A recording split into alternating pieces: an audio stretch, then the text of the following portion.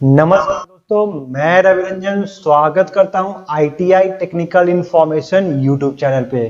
तो चलिए दोस्तों, फीटर ट्रेड से संबंधित प्रश्न को सॉल्व कर रहे थे और आज इसी को और आगे बढ़ाने वाले हैं। तो काफी महत्वपूर्ण प्रश्न सॉल्व कर रहे थे। ये पहले वाले आप वीडियो देखना चाहते हैं तो प्लेलिस्ट अवेलेबल है, जाकर देख सकते हैं। तो चलिए आज बहुत ही महत्वपूर्ण प्रश्न का सेशन शुरू करते हैं और पहला प्रश्न है,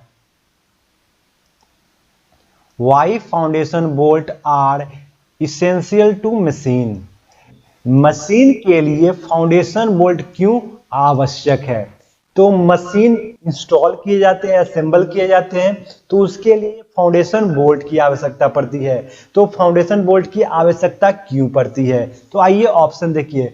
ऑब्जर्व वाइब्रेशन, यानी कि कंपन निरीक्षण करने के लिए, कंपन को रोकने के लिए, या फिर होल्ड मशीन फॉर्मली, मशीन को मजबूती से पकड़ने के लिए, या इम्प्रूव द प्रोडक्शन, उत्पादन में सुधार के लिए, या फिर avoid shifting of machine, machine को शिफ्ट से बचने के लिए। तो फाउंडेशन बोल्ट का मेन पर्पस है वो है होल्ड मशीन फर्मली, मशीन को मजबूती से पकड़ने के लिए ही फाउंडेशन बोल्ट का इस्तेमाल किया जाता है। तो ऑप्शन बी इसका बिल्कुल करेक्ट होगा। चलिए अगले प्रश्न पे। What is the material of slings hook? Slings hook की सामग्री क्या है? तो स्लिंग्स हुक जो बनाए जाते हैं वो किस सामग्री के बनाए जाते हैं? क्या वो लो कार्बन स्टील के बनाए जाते हैं, हाई कार्बन स्टील के बनाए जाते हैं, हाई टेंसाइल स्टील के बनाए जाते हैं, या मीडियम कार्बन स्टील के बनाए जाते हैं? तो स्लिंग्स हुक जो है वो बनाए जाते हैं हाई टेंसाइल स्टील के। तो ऑप्शन सी इसका बिल्कुल करेक्ट होगा, हाई टेंसाइल स्टील। अब देखने में कैसा लगता है आइए जानते हैं। तो स्लिंग हुक्स देखने में इस प्रकार के होते हैं। ये है स्लिंग हुक्स। इसमें जो है क्या होता है कि यहाँ पे वायर जो होते हैं या रोप जो होता है वो यहाँ पे इस तरह से लगे होते हैं और यहाँ से ये जो है लॉक हो जाता है। तो स्लिंग हुक्स जो है इस प्रकार के होते हैं और हाई टेंसाइल के ये बने होते हैं स्लिंग हुक। तो ऑप्शन सी इसका करेक्ट होगा। चलिए अगले प्रश्न पे। What is the name of the crane? इस क्रेन का नाम बताइए। तो फिगर देखिए, वो उस क्रेन का नाम बताइए। तो क्या ये गैंट्री क्रेन है, पिलर जीब क्रेन है, ट्रैवलिंग क्रेन है, या ब्रैकेट जीब क्रेन है? तो फिगर में जो दिखाया जा रहा है वो क्रेन वो है गैंट्री क्रेन। तो गैंट्री क्रेन इसका करेक्ट आंसर होगा। तो देखते हैं गैंट्री क्रेन। तो फिगर में जो दिख रहा है ये जो है वो गैंट्री क्रेन है। अब इसमें होता है क्या है कि ये जो है इस तरफ से दोनों तरफ से क्या होता है वो रेलवे लाइन की जो पटरियां होती है वो बिछी होती है और इसमें एक दोनों रोलर लगा हुआ होता है या पहिया बोल सकते हैं, वो लगा हुआ होता है। उसके माध्यम से ये आगे पीछे मूव होता है और यहाँ पे जो है क्या होता है ये हुक्स लगे हुए हैं, इसके माध्यम से क्या होता है लोड को लिफ्टिंग किया जाता है। तो यहाँ पे देख सकते हैं यहाँ पे जो है वो लिफ्ट किया जा रहा है लोड को। तो इस प्रकार से ये गैंट्री जो क्रेन्स होते हैं वो वर्क करते हैं। What is the purpose of dynamo I bolt? ये जो डायनमो आई बोल्ट होता है उसका उद्देश्य क्या होता है? तो क्या lift the vertical load, lower horizontal load, lead incline load, या फिर suspend radial load, radial load को सस्पेंड करने के लिए? तो जो डायनमो आई बोल्ट होता है वो क्या करता है लिफ्ट वर्टिकल लोड। ये जो है वर्टिकल लोड को उठाने के लिए इस्तेमाल किया जाता है। नाम देख रहे होंगे यहाँ पे लिखा है डायनमो आई बोल्ट।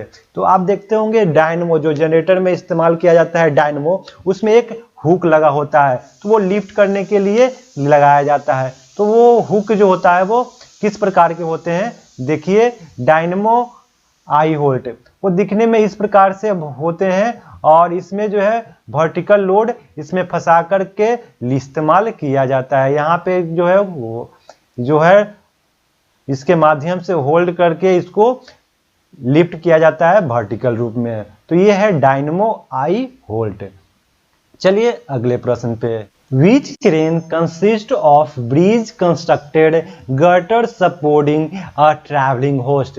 क्रेन में ब्रिज निर्माण गर्टर हेतु जो ट्रैवलिंग होस्ट को समर्थन करता है वह कौन सा है? तो कंस्ट्रक्शन जो ब्रिज कंस्ट्रक्शन होता है तो वहां पे ट्रैवलिंग सपोर्टिंग होस्ट का इस्तेमाल किया जाता है, तो वो कौन सा है? क्या वो फ्रेम डायरेक्ट क्रेन्स है, जीन पोल डायरेक्ट क्रेन्स है, ओवरहेड ट्रैवलिंग क्रेन्स है, या गाइड डायरेक्ट क्रेन्स है?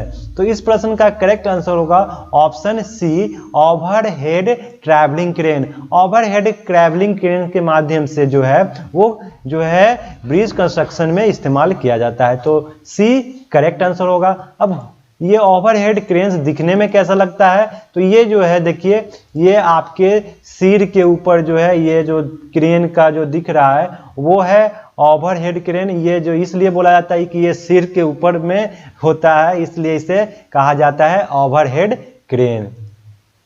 तो दोस्तों ITI टेक्निकल इन्फॉर्मेशन को अभी तक आपने सब्सक्राइब नहीं किया है तो सब्सक्राइब कर लीजिए, बेल आइकन को भी दबा दीजिए।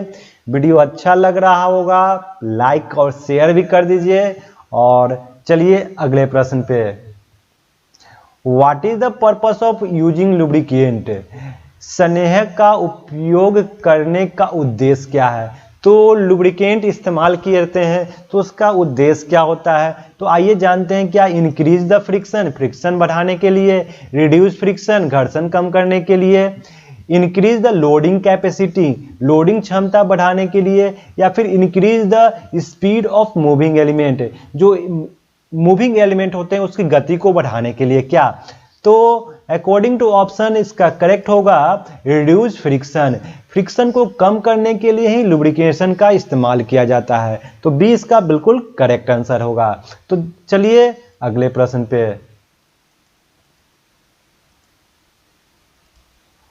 How jib crane is use to move the load?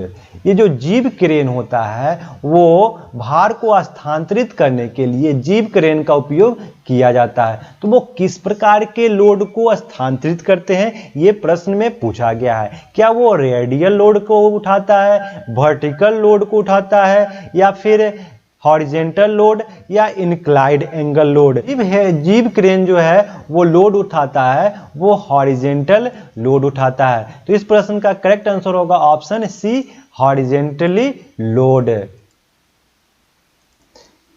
ये जो इमेज देख रहे हैं वो है पिलर टाइप जीव क्रेन, और इसमें भी जो है यहां से लोड को मूव किया जाता है और वो हॉरिजेंटली मूव किया जाता है या उठाया जाता है। चलिए अगले प्रश्न पे, which type of rope is use for heavy duty hosting? Heavy duty hosting के लिए किस प्रकार के रस्सी का उपयोग किया जाता है? तो बहुत हेवी लोड को उठाना हो तो उसके लिए किस प्रकार की रस्सी का इस्तेमाल करेंगे? क्या वायर रोप का इस्तेमाल करेंगे, यार्न रोप का, फिर या कॉटन रोप का, या फिर मनीला रोप का? तो हेवी ड्यूटी के लिए जो रोप इस्तेमाल किया जाता है वो इस प्रकार के रोप इस्तेमाल करते हैं। तो यहाँ पे आप देख सकते हैं कि ये जो रोप है वो वायर रोप है। तो जो रोप इस्तेमाल किया जाता है वो वायर टाइप के रोप इस्तेमाल किया जाते हैं हेवी ड्यूटी में। तो इस प्रश्न का करेक्ट आंसर होगा ऑप्शन ए, वायर रोप। चलिए अगले प्रश्न पे, which tool is use in inspection during the acceptance test of a new machine?